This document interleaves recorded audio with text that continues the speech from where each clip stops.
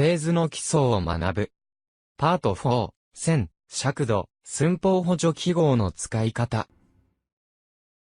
このパートでは、製図に用いる、線、図面の尺度、寸法につける、補助記号について解説いたします。製図に用いる線。実際の図面を見るとわかりますが、図面に使われている線には、様々な種類があります。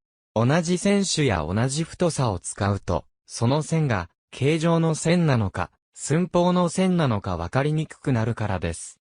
したがって、線を上手に使い分け、図面をわかりやすく図示する必要があります。線の使い方には一定のルールが存在します。ここでは、線の太さと、線の種類の使い分けについて学習します。線の太さ。線の太さは次の3種類が一般的です。極太線、太線、細線です。その比率は4対2対1です。これらの線の使い分けを次に説明します。形状を表す外形の線は太い実線を使います。寸法線や寸法線の対象位置を示す引き出し線には細線を用います。内部にある形状を図示する場合は細い破線を用います。中心線や基準線は一点差線を用います。図を見るとわかりますが、形状を示す線以外はすべて細線を用いています。これは形状の線と区別するためです。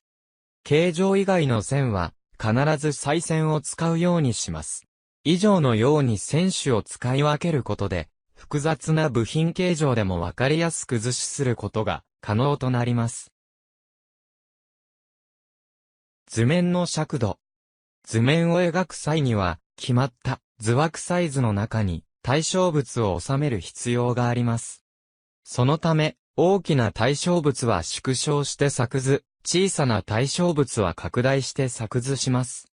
例えば、建設機械などの大型のものは、最も大きな A0 サイズの図枠でも収めることはできません。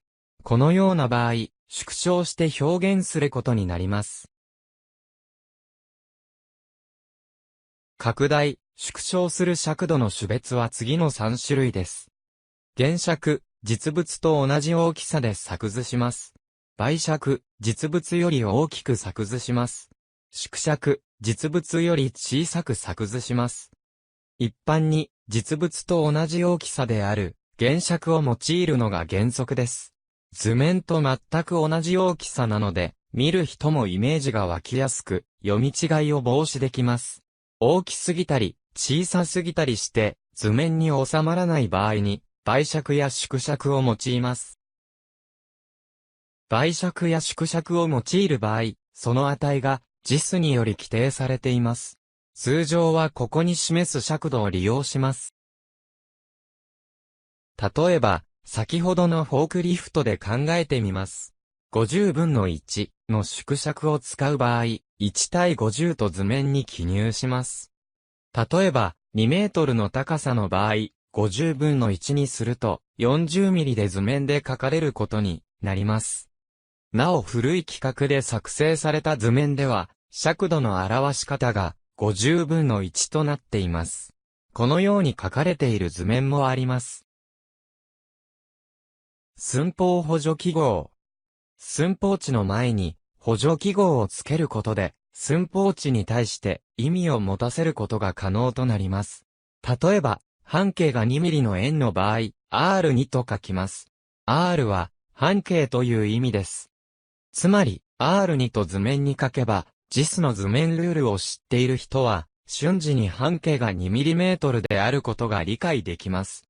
寸法補助記号は、その寸法値が何を表しているのか、明確にでき、読み手の理解を助ける役割を持ちます。R 以外に、様々な寸法補助記号が、JIS で規定されています。表に示す記号は、その一覧です。R や Φ、T や C あたりは頻繁に使用しますので、覚えていくようにしましょ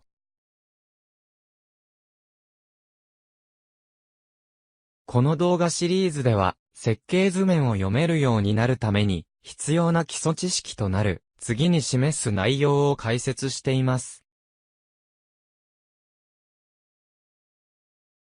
ぜひ、モノウェブにチャンネル登録をお願いします。